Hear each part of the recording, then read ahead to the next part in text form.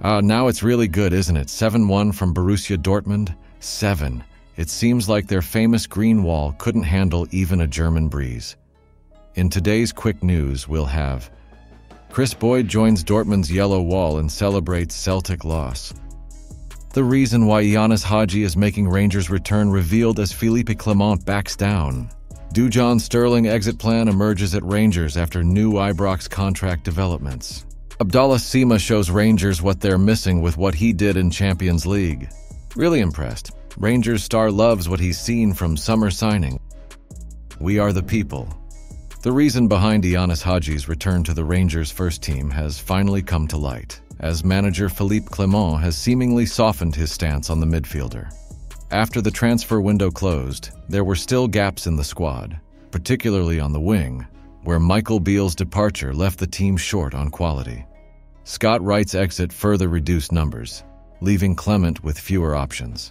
Rangers had attempted to sign Samuel Edozie before the window shut, but failed at the last moment. However, with the return of Hagi, the club has effectively upgraded their squad, as reported by the Daily Record. What led Rangers to reinstate Hagi? The decision to bring Hagi back into the fold was a mutual one, despite Clement's firm stance only a few weeks ago. Clement had previously been clear in his assessment, saying, "No, I cannot say anything now because there is not really a development for the moment. We spoke about that months ago." Really open and honest with his agent also that we don't see him to become the next number 10 for Rangers for the next couple of years and to look out for other opportunities. So that story stays the same, and for sure, with Badrami now in the building, you have this situation. Clement's initial view seemed to be that Hagi was only suited to the number 10 role, currently occupied by Tom Lawrence, who is in top form. However, Hagi has regularly proven himself to be most effective when playing off the right for both club and country, a position where Rangers could benefit from more competition. Hagi's versatility, being two-footed and comfortable on either side, is a further advantage, despite the initial standoff and Hagi's own desire to stay at Rangers. It was reportedly an intervention from senior players that made the difference. Rangers immediately stronger with Hagi's return. At 25 years old, Hagi is entering his prime years. While his loan spell at Deportivo Alaves in La Liga didn't quite go to plan, with over 40 caps for his country and plenty of European experience, Hagi is a valuable figure in the squad.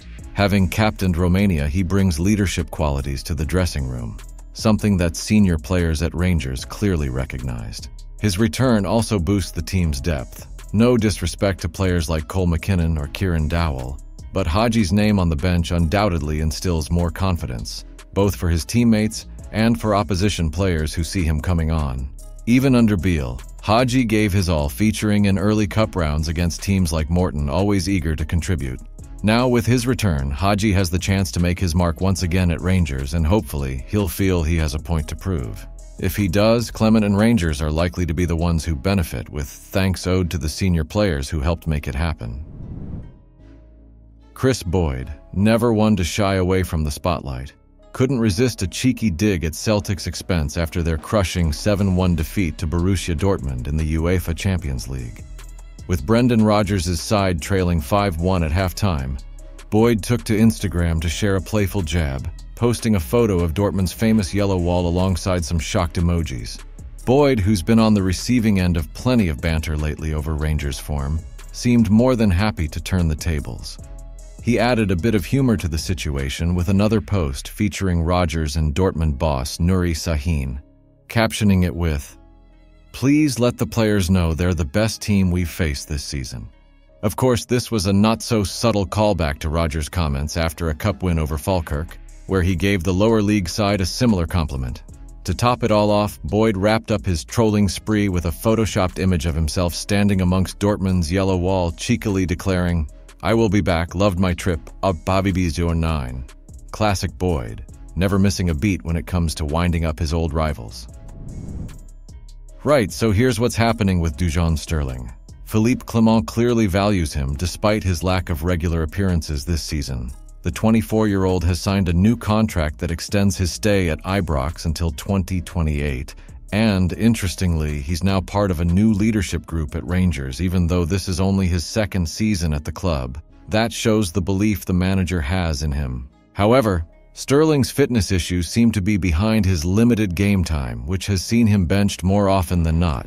The former Chelsea player has dropped down the pecking order in midfield, where he was used more frequently last season, with Connor Barron and Mohamed Diomande now ahead of him. And in defense, there's still the small matter of James Tavernier, who continues to be ever-present at right back, meaning Sterling has found it hard to break into the starting seconds. Kris Boyd, in his usual straightforward manner, had raised questions about Sterling's place in the squad, especially when other players were brought on ahead of him during the match against Hibs. But with a fresh contract and being added to the leadership group, it's clear Clement hasn't lost faith in him. Fitness struggles, though, are a concern, especially if Sterling is seen as the eventual replacement for Tavernier, who, at 32, won't be around forever. There were even rumors linking Tavernier with a move to Turkey, but nothing came of it in the end. Sterling was a bright spot last season, with his performances alongside Jack Butland proving the pair to be inspired signings on free transfers. But this term, he hasn't quite hit the same heights. Still, with his position at the club secure and a new leadership role, there's every chance he'll get back to his best soon. He'll certainly need to if he's going to be the man to step up when Tavernier eventually moves on. Abdallah Sima has certainly given Rangers a reminder of what they're missing with his recent performances for Brest in the Champions League. The 23-year-old winger, who was a key player for the Light Blues last season, scored a brace in a 4-0 victory against Red Bull Salzburg on 1st October, bringing his goal tally to 3 for the season, all in Europe's elite competition. Sima, who spent the last campaign on loan at Ibrox from Brighton, made a significant impact during his time under Philippe Clement, netting 16 goals in 40 appearances across all competitions. His form was one of the positives in Glasgow, and his current performances for Brest will undoubtedly leave some fans wishing he had made a return to Ibrox this summer. While Clement has brought in the likes of Václav Cerny on loan this season, it's hard to ignore the difference in quality that Sima is displaying on the biggest stage. His ability to shine in the Champions League will surely frustrate the Rangers faithful, who can only wonder what might have been had he remained at the club. Hamza Igaman is beginning to make an impression at Rangers, despite still being an unknown quantity to many. The 21-year-old Moroccan striker, who arrived in the summer, was given his first start against Hibs, and while he didn't have much service to work with, Rangers midfielder Kieran Dowell has been full of praise for what he's seen in training. "He's really impressed me," said Dowell.